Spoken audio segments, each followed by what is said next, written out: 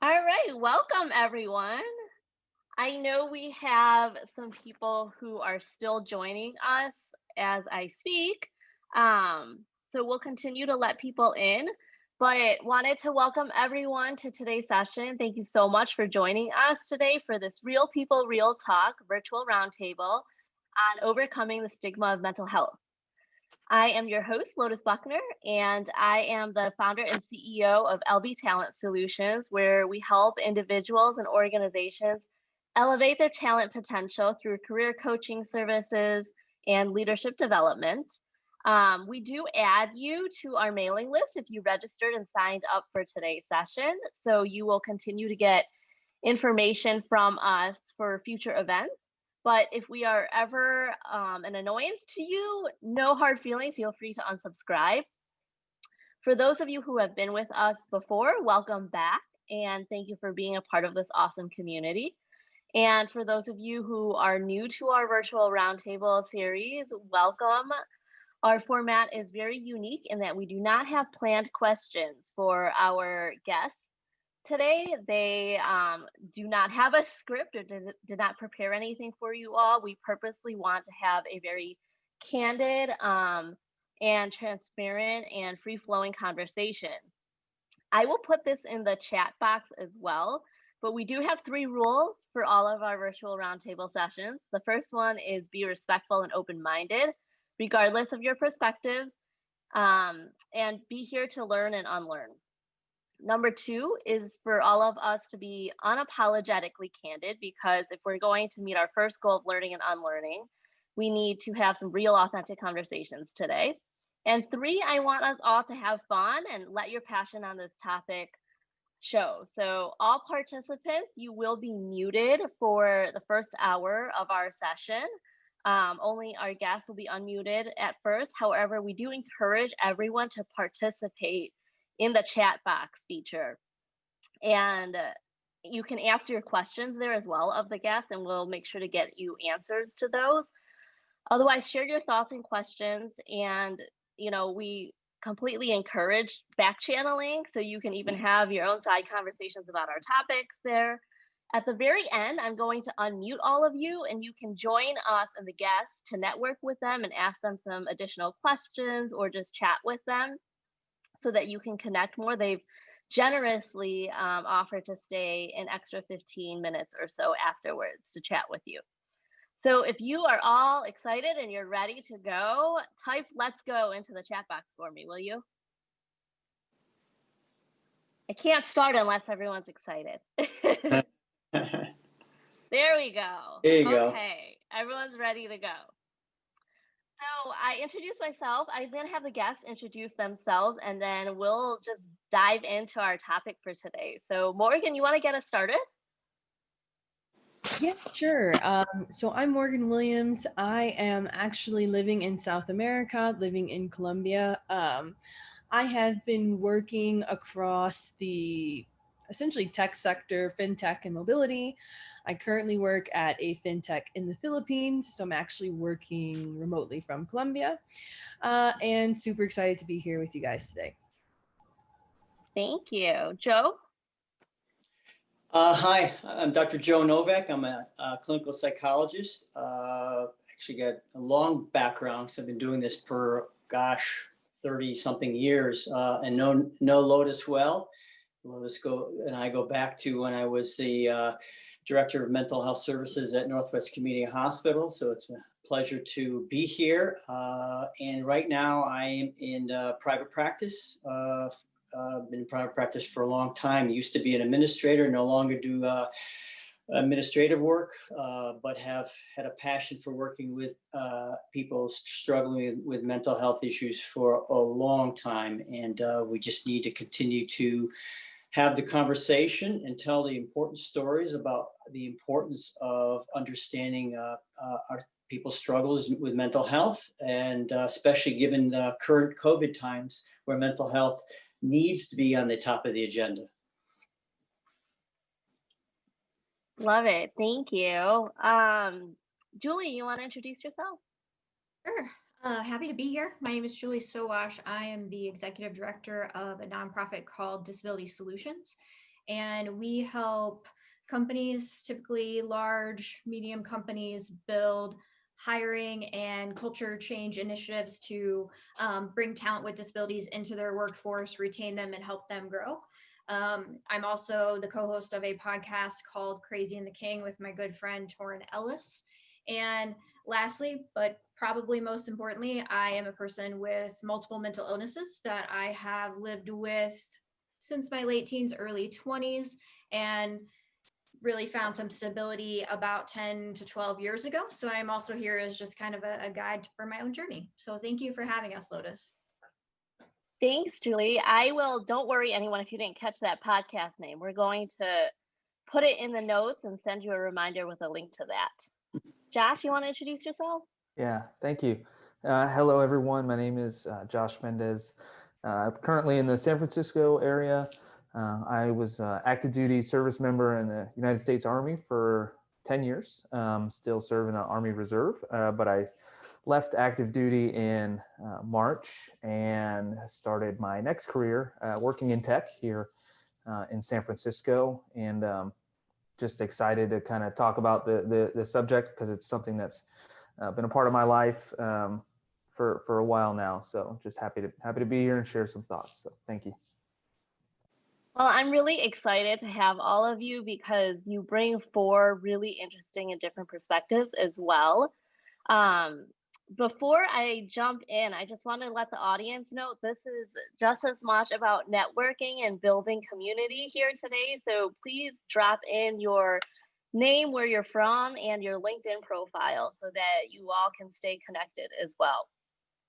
So let's start with why this topic is so important. Maybe now, probably more than ever, as we're in the middle of a pandemic, I think that this has certainly brought mental health to the forefront as well. So I'd like to know from all of you, what is the impact of stigma as it relates to mental health? And why do you think that we have stigma? And have you seen an improvement over time, or do you feel that things have actually gotten worse in that respect?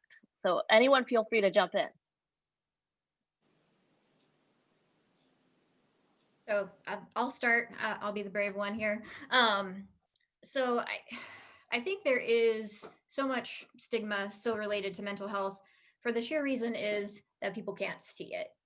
And there is kind of, I think it's a very American trait to be that kind of pull yourself up by the bootstraps, suck it up, you're okay, figure it out. And I know growing up myself, that was really the stigma, right? You're not faithful enough. You're not mature enough. You're not, you're being too emotional. Those kind of things that were kind of constantly drilled into you as not being good enough. And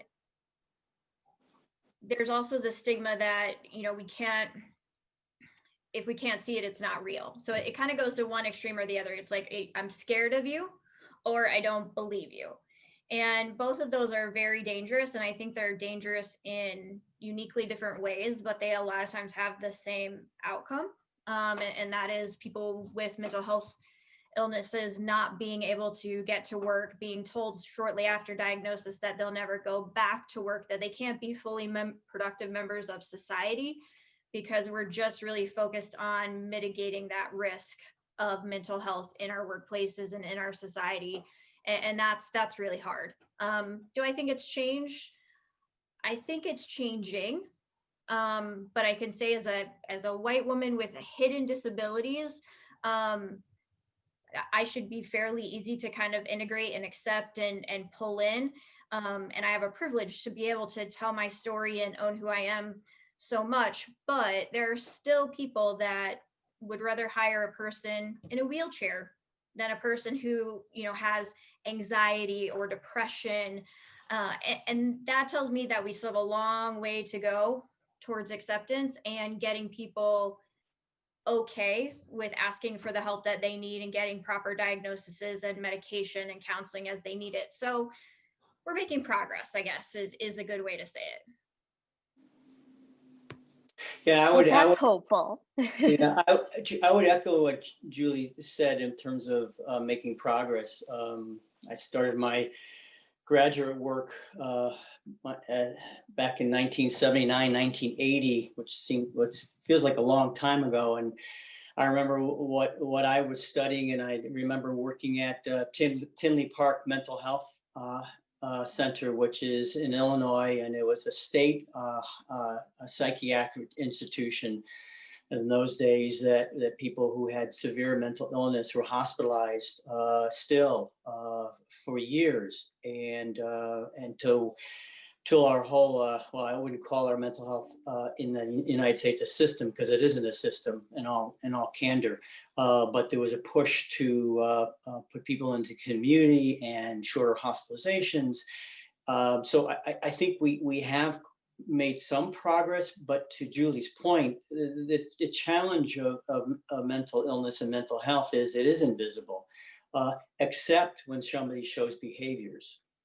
Now, what I mean by that, if somebody acts out and somebody's internal pain, emotional pain gets so intense that they can't contain it, it comes out. That's what people see. And so the stigma is often about an attitude of ignorance and an attitude of, oh, that's what mental health looks like, or that's what mental illness looks like. And it's fear-based. And I've done this for a long time and worked with so many thousands and thousands of clients, had the pleasure to work with thousands of clients. And often they talk about that, especially when somebody really struggles, that if they express themselves in a certain way, what's the perception of the person that's listening to them? Or are they going to say, oh, they're crazy? And that label, and that's one, and there are many labels, that label itself means that a person's perception of you when you're struggling is that's all you are. That's all you are. You're mentally ill, or you are schizophrenic, or you suffer from, you are depressed, or you are bipolar. We use these labels that in my profession, we obviously have diagnoses, which helps to understand the person's condition and treat them. But out there in the public domain, they use those diagnoses as weapons of labeling. And that's really where I think that hasn't improved much, in all honesty. And when we really talk about stigma, and obviously we're talking about the public stigma out there, and depending on whether what part of the United States or what part of the globe, and that public stigma can be quite intense in terms of people, as I said earlier, labeling, but also ostracizing, discriminating. And as Julie was saying earlier, how I have seen it so often where a client wants to get a job and they're really careful and they'll say, oh, do I disclose I have a mental health condition? And my answer is no. It's a profound no, because once you do, there's a shift in perception by the employer. You need to protect yourself. And certainly the other piece about stigma is that it also can be self-stigma, where because of what the public does to you in terms of labeling, you begin to believe, oh gosh, there's something wrong with me, and that I am that label, which obviously a person struggling can speak better to it than me. I'm speaking as a professional. What that does to their self-esteem, self-confidence, and their abilities, which exist and continue to exist, and it's not about just because they suffer from depression or anxiety. So that's been my concern all along, is how do we break those barriers? And I'm looking forward to our conversation about how we can continue to break those barriers, because it is, to Julie's point, it is the stories that people describe and share their experiences and their journey. That's what makes the difference to help people understand. I think you bring up so many good points there. It's, that made me really sad. Obviously, being an HR professional, it makes me really sad that, that's the right advice for people, but that they can't bring that to work because of the stigma around mental health. And that's a huge issue for us in our industry to tackle as well. And also, Lotus, what happens is that if they bring it up, then it becomes an ADA question. Yep. Yeah. And that's sad. That's It sad. is. It really is. Now, on one level, it's protection, and I get that. I don't mean to be critical of the law, but it's sad because it shifts the conversation to, well, you have a disability now, so what accommodations do you need because you brought it up? Right.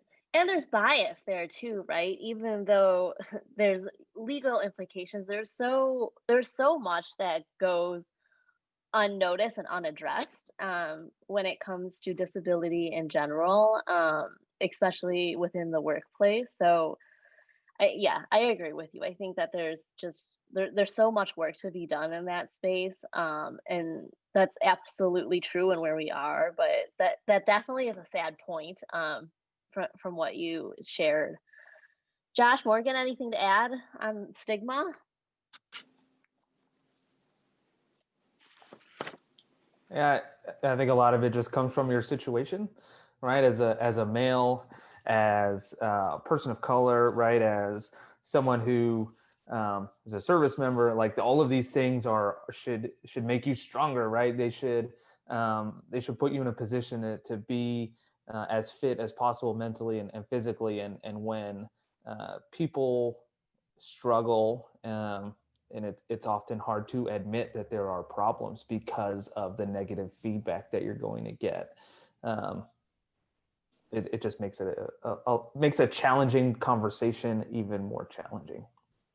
Yeah, I totally agree. And I also think, because I think we've been speaking about for like the last few minutes about like diagnosed clinical issues like depression, things like that, suffering from anxiety. But I do think there are also just other things that aren't necessarily like, I don't know, clinical um, reasons why you would want to kind of seek mental health professionals, whether it's just that you're going through a hard time in life, or rather, like maybe, for example, I had a situation where I was living in Chicago, and a few years ago, and I was like robbed essentially.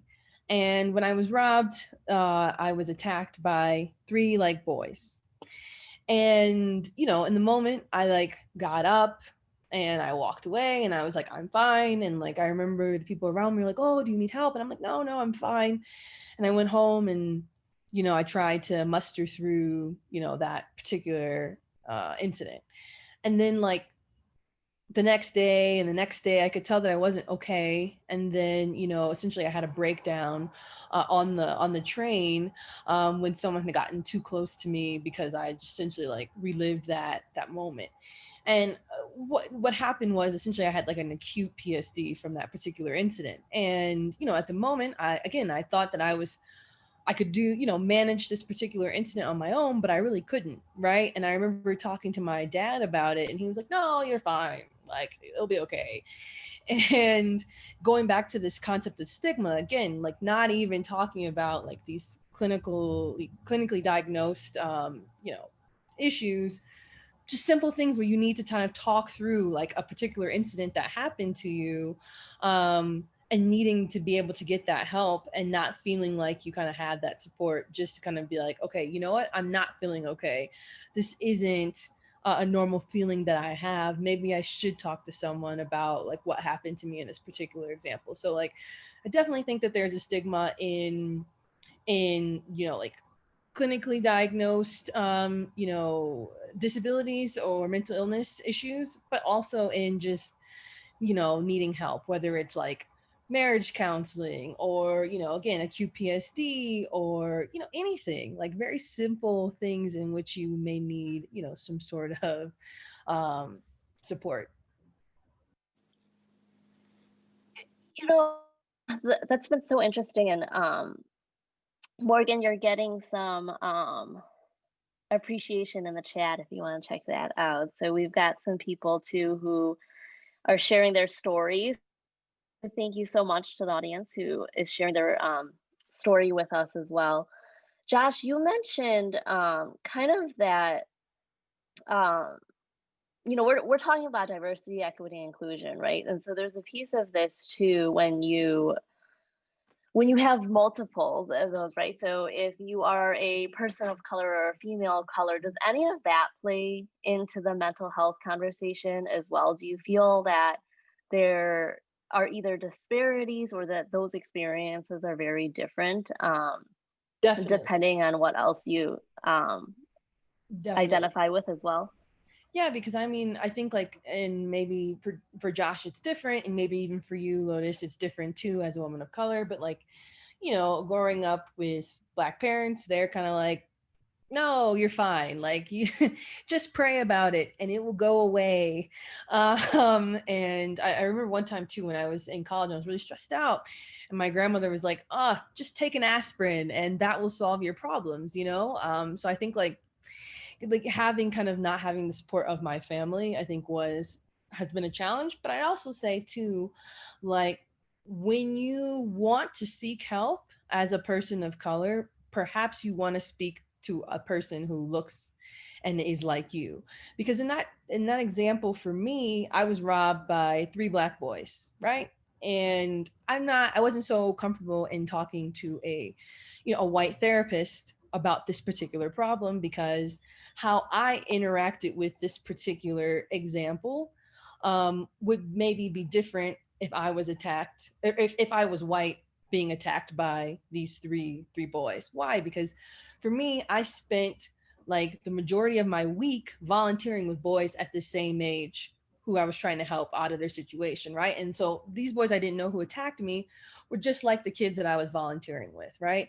I could see these boys as my brothers or as my cousins, and I didn't feel comfortable being able to have that kind of conversation with someone who wasn't living the same experience I was living. So I like had to search like pretty high and low to find a Black female therapist to be able to kind of, you know, open up about how I was feeling about this. So I do think like when you are a person of color, you I'm assuming you would want to again speak to someone who can really relate to you. And I think that um, you know, looking for that sort of help can be challenging. And I don't know if other people of color here have faced that too, but certainly I have. And even now I have a therapist here in Colombia, and I think part of like love my therapist I have here, but part of what I'm missing is the fact that she's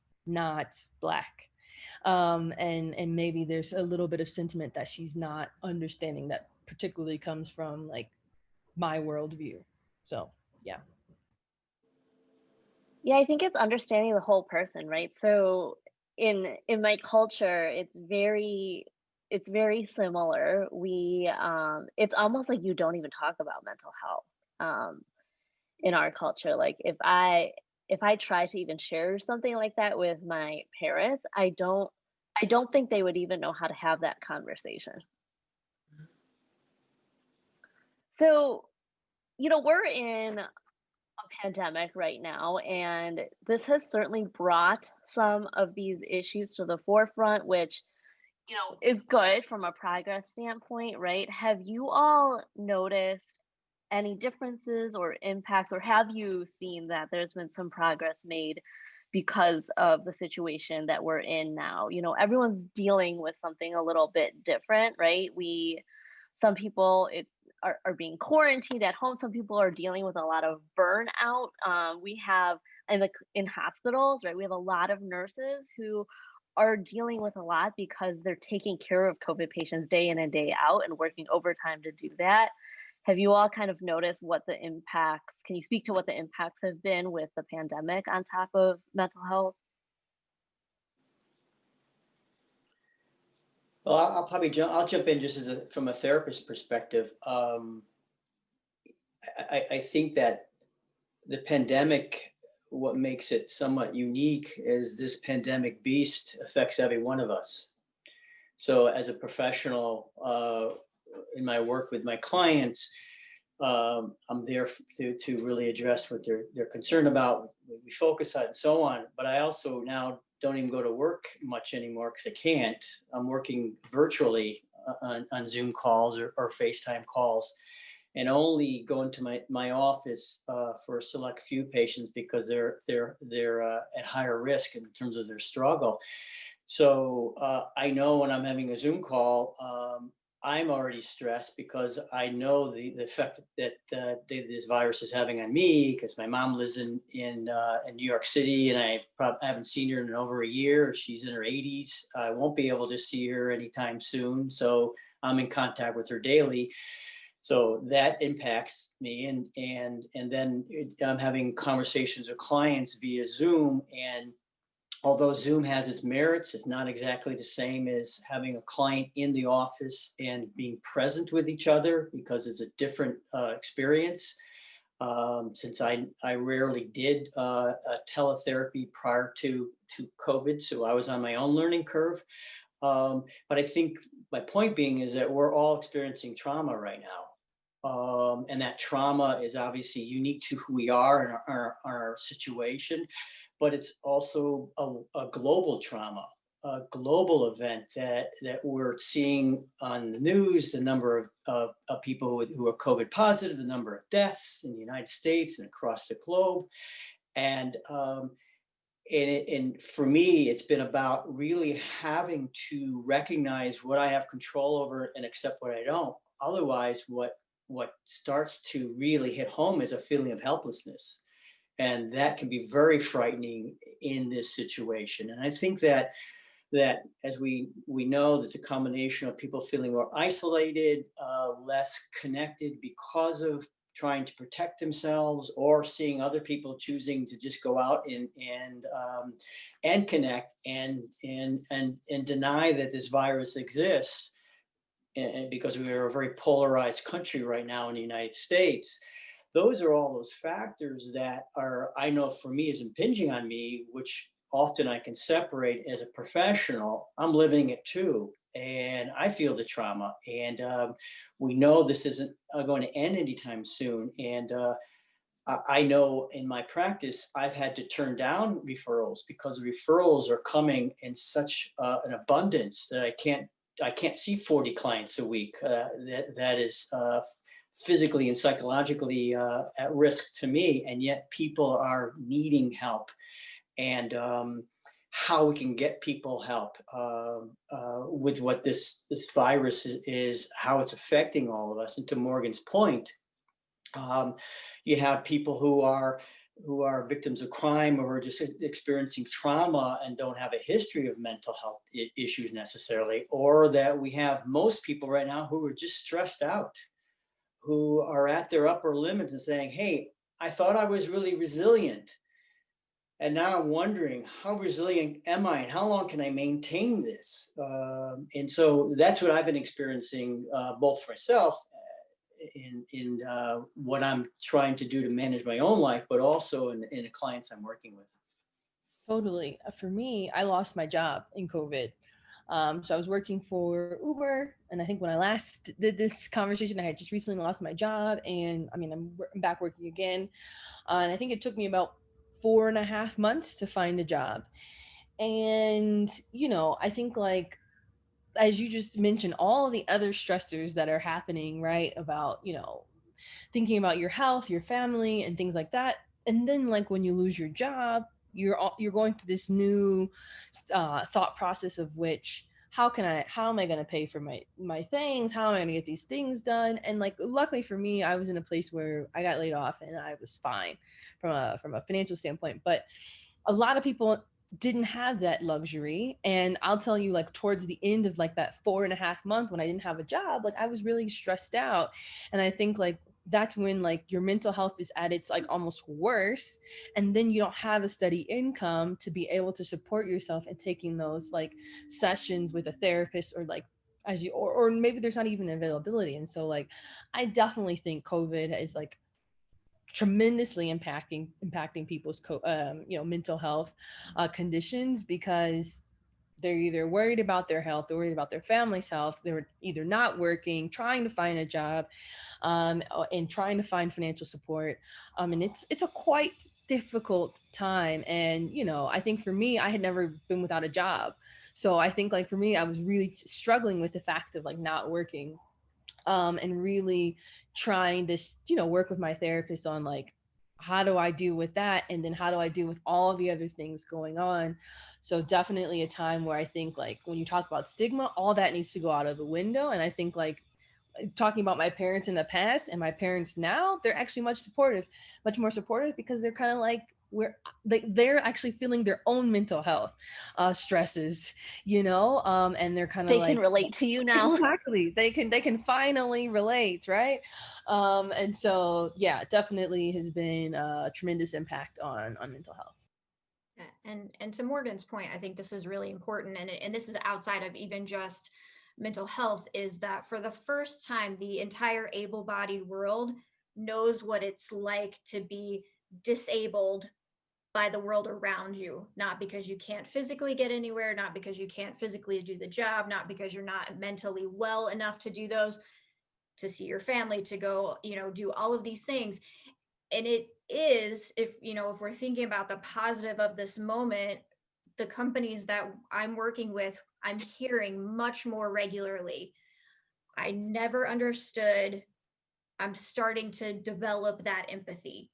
And I think for mental health in particular, um, if we continue to push, this could be a real watershed moment for us as a community, and for talent acquisition, HR, and D&I leaders, how we think about engaging and creating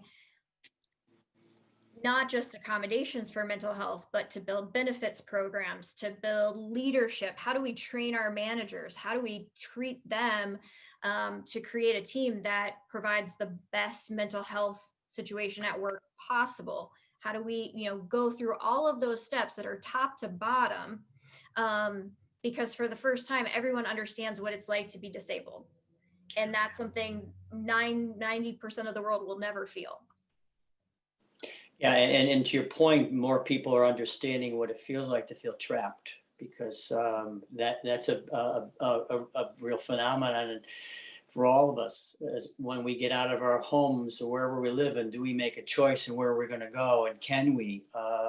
And I think to your point, Julie, is that these kind of conversations we're having right now need to happen tenfold, 100-fold, 1,000-fold, because through conversations and sharing of the stories, people can begin to understand, because that's really what's missing. There's those misperceptions and the stigma, but it really is through stories we understand, and that's how we can relate and demonstrate some level of empathy, because COVID is also brought out and has magnified other types of trauma that are going on, and that is domestic violence, that is substance abuse, and especially with domestic violence right now, people who are in a domestic situation that is not healthy, they don't have anywhere to go, and that is alarming, because programs have shut down.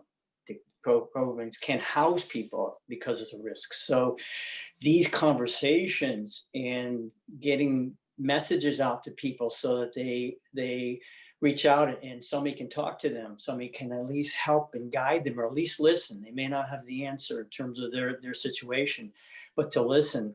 The power of listening can lead to so many things, including, most importantly, the person feeling valued, feeling cherished, and feeling like they're a person. I love what you both of you said about stories, because I agree. I think the power of a story is incredible, and that's actually one of the big reasons I started these roundtables, is to really start sharing stories and elevating those voices, because I think they're so powerful. Whether it's because someone gets to listen to your story and they relate to it, or just that learning and unlearning piece, I think is so important. So thanks for calling out how important that is. Josh, I know you have a really unique perspective too. So from a military perspective, can you talk about what are some of the unique challenges with stigma as well as mental health there? And have you seen, has COVID been an added layer to that, or has that not impacted mental health in that space as much? I am curious about that, because that's a unique intersectionality as well. Yeah, I mean, I think I kind of touched on it a little bit before on the stigma portion of it, right? Um, it's not when you're in that environment and you're surrounded by the strongest, the bravest, the toughest. It's not easy to step to the side and say like, "Hey guys, like things are not okay." Physically, I'm okay, but mentally, I'm having struggles because you expect if you're going through something, you don't want to be the one that hinders the collective good.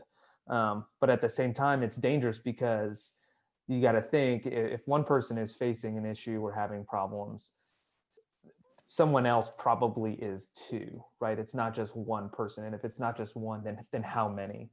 Um, it's very easy to look at veteran suicide rates and things like that are exponentially higher than the national average, right? And um, while I think it's great to call attention to it, there are some things uh, that we can do just to be in contact with people outside that are maybe quarantined or alone, right? Everyone's seen people do like 22 push-ups on Facebook, right? It's like, oh, I'm raising awareness for veteran suicide, and it's like, yeah, we're all aware of it, but what are you actually doing? Just for my personal experience, I've served 10 years on active duty. I know six people that took their own lives during that 10-year period. It's a dubious. It's horrible to think about, right? And you think about the lives that are affected by decisions and mental illness. I would say this: something as simple as a phone call can change someone's life. Just taking 5 minutes to reach out to someone. It could be a friend, a family member, a high school friend, a college buddy. Just call and just say, hey man, or hey, woman, or whoever it is you're calling, and just saying, hey, I was thinking about you. How are things? How are you doing? That little action goes so much further than doing 22 push-ups and posting a video online. Like I hate to call it out, but I mean that's the fact of the matter is that when we cannot be together in community, those one-on-one conversations can do a lot for someone. I love Yeah. that. It's you make up you make a great point about we really need to move from awareness to action too, right? So I love the small but very impactful way that we can all help is just checking in on each other and checking in on others. So let's talk about kind of solutioning a little bit. What else can we as individuals, we as workplaces do to start tackling the stigma of mental health? Well, I think for me, I just try to make sure that I am like sharing my story, I guess, as everyone kind of mentioned, because I think, when I speak to my friends and they're going through certain issues that maybe I've gone through, I just share like, hey, maybe you can find a therapist, maybe there are some free resources that you can find to help you through this difficult time you're going through. And I have gone through this in X example, in Y example. And I think that really, I think it's really helpful. For example, I was watching Michelle Obama, the one documentary she has on Netflix. And I think she mentioned that she had did like some sort of like couples counseling or something like that with her and Barack because she was like having some issues. And I think like her sharing that, I think was kind of like an eye opener for me. And I'm sure like millions of other women or men who, were maybe having some difficulties in communication with a relationship or whatever. And knowing that she did that, like was enough to feel comfortable of like, yeah, I can go do that too, So I think step one is really sharing your story. Yeah, I would piggyback on that as being in the professional side of things. I always encourage people a couple things. One, talk to somebody. Uh, Keeping your pain inside and having a monologue with your head is a trap. It just doesn't change it. It only worsens it.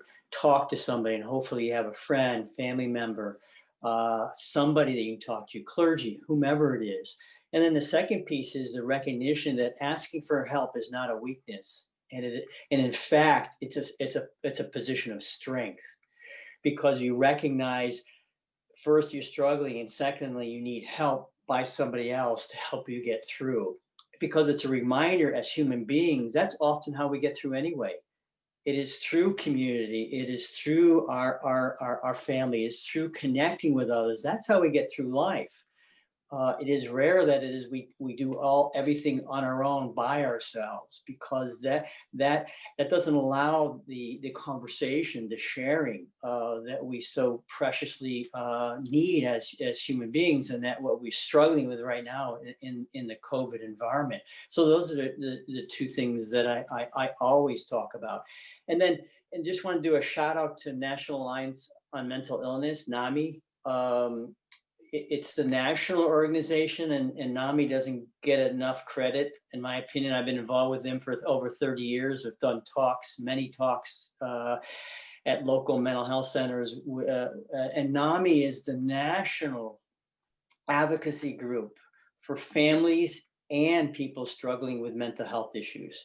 And NAMI has a section called In Their Own Words, and it's stories. It is people sharing their stories, and they're really powerful. And you go there, whether you want to learn about mental health or whether you're struggling. I just want to share that, because in a national forum, NAMI has been there consistently, regardless of the fact that as a society, we do not have a federally comprehensive mental health program. Try to start small.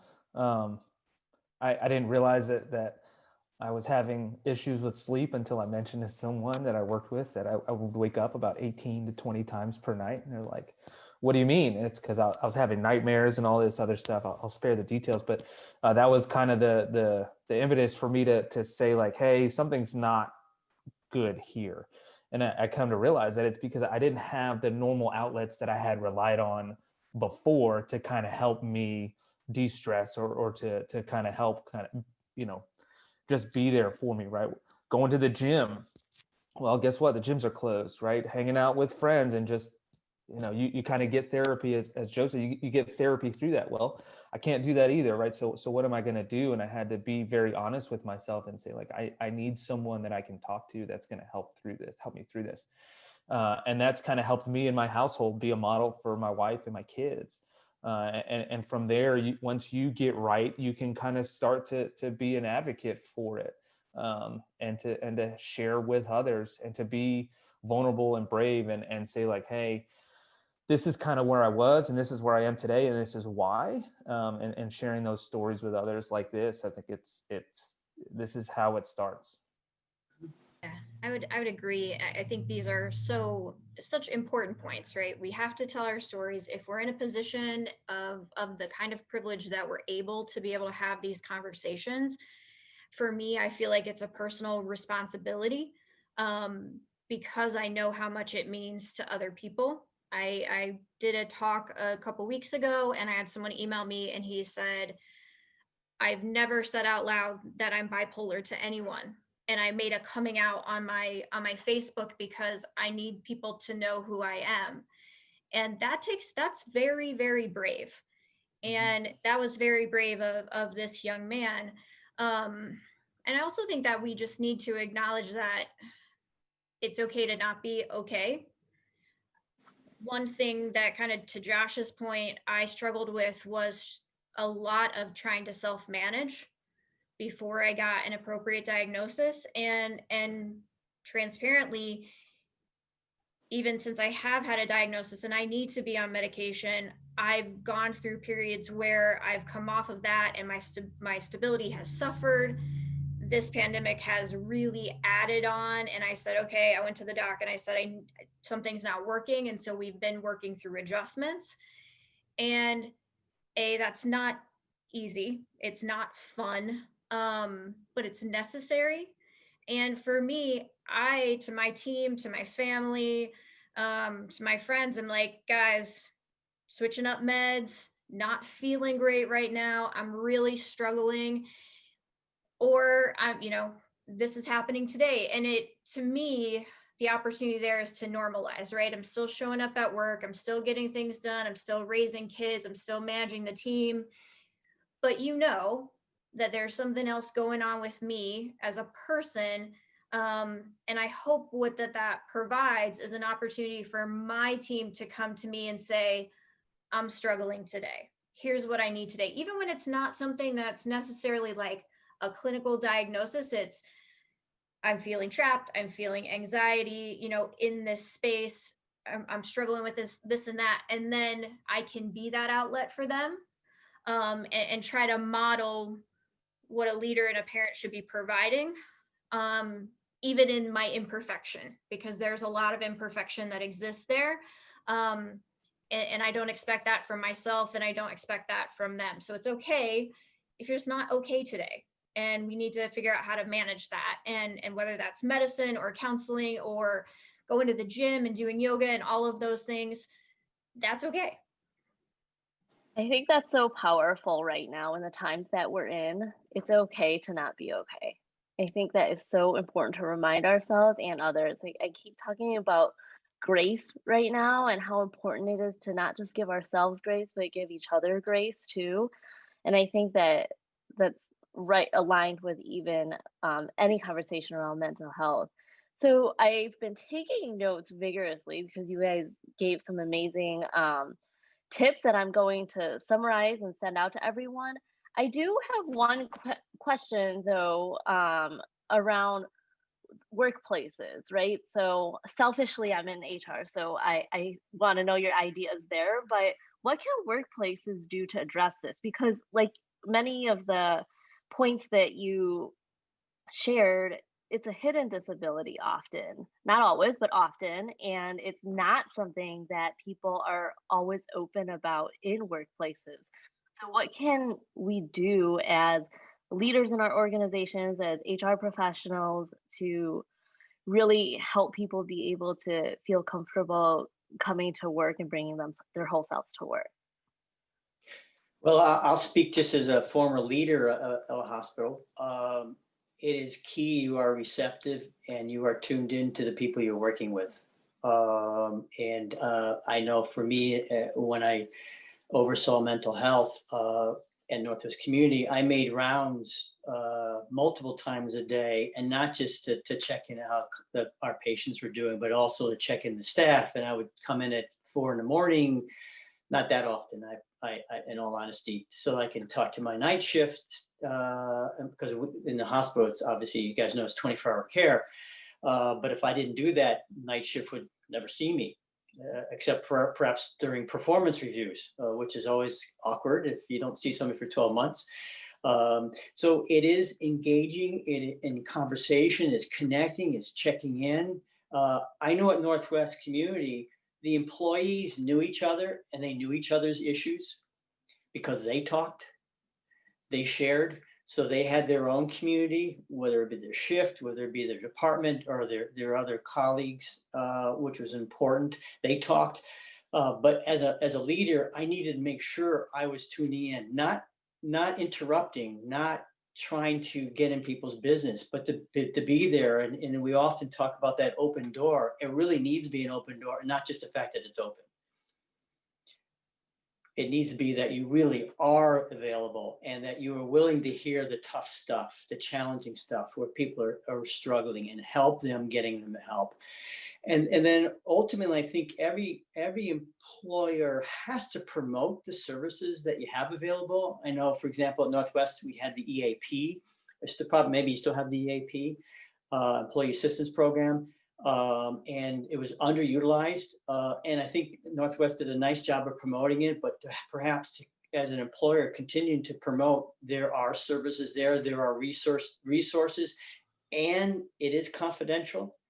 And it is confidential, that it's not going to have repercussions or impact on your employment or your job, because people need to feel safe that they can have that conversation and not have any kind of retribution or consequences. Getting back to what we said about stigma, it's still there. People still get labeled. And then lastly, I think that some employers do a great job of promoting a wellness plan, but it needs to include mental health wellness too. Um, when I work with my clients, I talk about a wellness toolbox as a foundation. Everyone, we talk about wellness toolbox. The triad of health is sleep, diet, exercise. That's the first things I always talk about. What's your sleep? What's your diet? What's your exercise? I'm not a dietitian. I'm not a sleep expert. But what I talk about is how is your sleep? How's your diet? How's your exercise? Especially right now in COVID times, because this is not normal times. You can't go to the gym.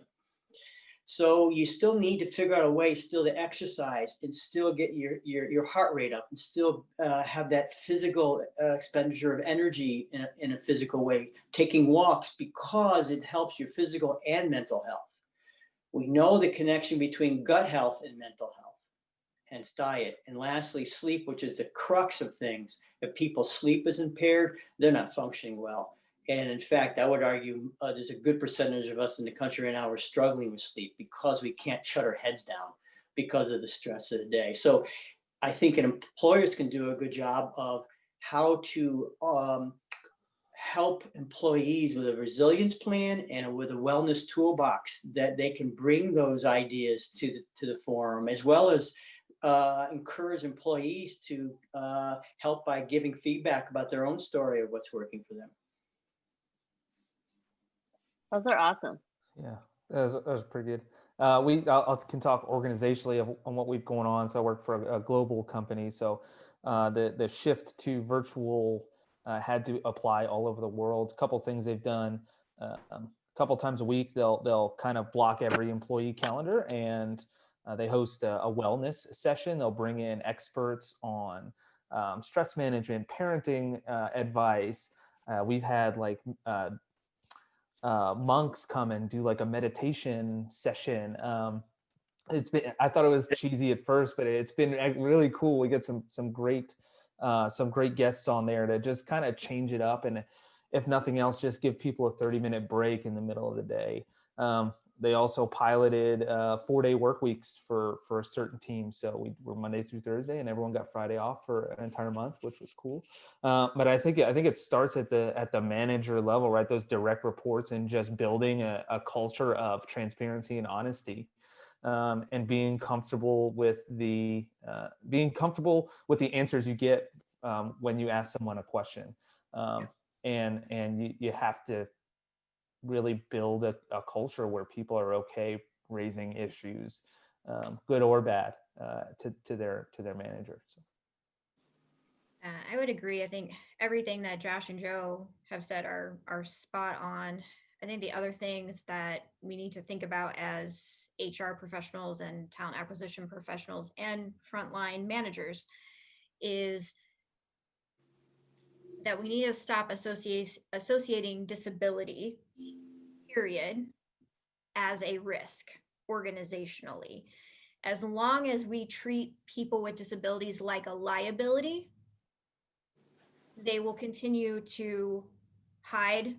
They will continue to self-medicate. They will continue to not seek the supports that they need, not just in your workplace, but in their lives. And as professionals, we need to understand that ignorance and that liability focus costs people their lives, not just their livelihoods, not just the things that they do here. It costs people their lives, and we lose them. And we need to use our humanity, right? As simple as that, and as cliche as it may sound, that's the truth. And there are certainly things that we can all put into place, but we need to think about the impact that we have as leaders on the human beings that are in our care, and not just from the time that they get to work, but in their care. And that's what we have. I think mental health parity in our insurance programs and our wellness programs is critical. And I think too, as a last really strong point, I've worked virtually for 10 years. My team is all virtual. So this is not new for us. And it's an important accommodation for me. Going into the office every single day is really hard for me. And being able to do that has provided me with the ability to be very successful for my organization and in my life.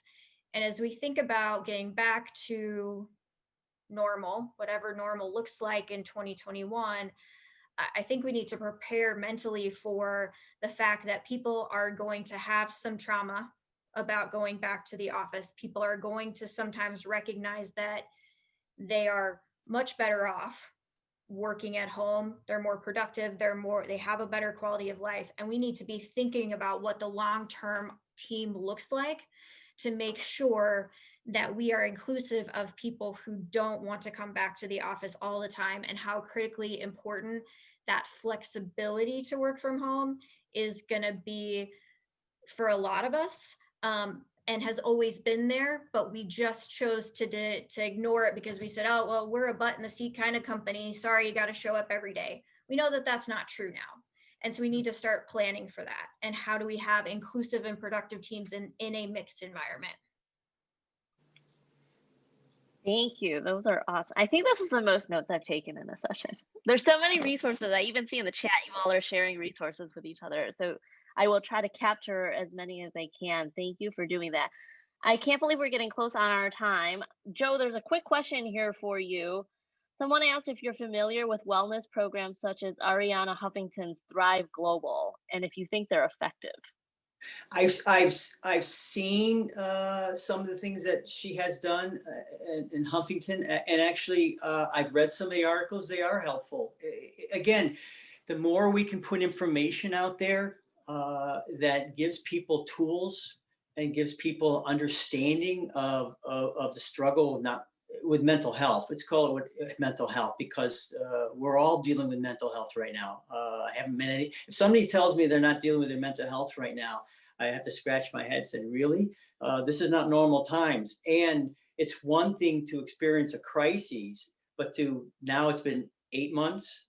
This is no longer a crisis. This is a situation that we're having to maintain and endure. So yes, those resources are good. I know there's a lot of stuff out there that you can go on the internet about.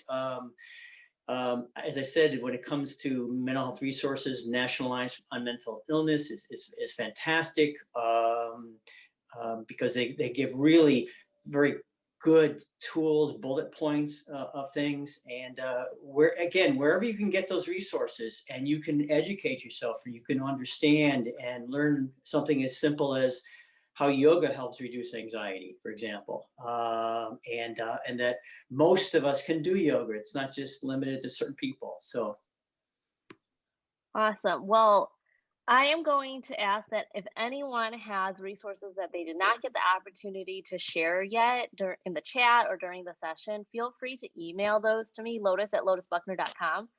I would be more than happy to include that in the summary, because I think sharing of resources on this topic is so important. And But Lotus, I had one more thing, and this is only for the state of Illinois, so I apologize because I can't speak to other states. The That's governor of our state back in spring created a way of sending out a text where you can get free mental health care callback. Are you familiar with it? It's Yes. called Call for Calm. It is an important resource. Obviously, it is in the state of Illinois, so I apologize for our people who are out around the world. But it's an example of something where you send a text, talk, TALK, to 552-020, and that goes to a mental health professional, and they contact you, and it's free. And it is That's amazing. And it also, if you're Spanish speaking, you type in hablar, if I'm pronouncing it correctly, and you'll get a Spanish speaking mental health professional that'll call you. So just want to promote that for this state, because it's confidential. There are mental health professionals who have volunteered their time to be a resource to help people who are in crises, to prevent a tragedy. Thank you for that. Free resources are even better. Well, we are out of time for our hour, but Dr. Novak, Morgan, Julian, Josh, thank you so incredibly much. This was a power hour for sure, and I know we could spend way more time talking about this topic. Thanks for joining me today. I would love to have all of you back again, because Your stories are extremely powerful. And thank you to all the participants and for your engagement today in the chat. I absolutely loved all of the insights that you provided as well, and the resources too, for sharing those. As a follow-up, I want to let you all know that you can now register for our next roundtable in December on tackling systematic racism. So please go do that as soon as you can to save your spot. I will be joined by another astounding panel of guests to talk about this and how we can begin to tear down the walls and tackle systematic racism in our workplaces and beyond.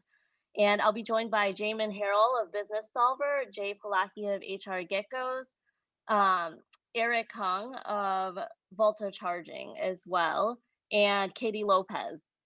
And you can go to lotusbuckner.com/events. I'll put that in the chat for you as well to register. So thank you all again so much, and we will see you on December 18th.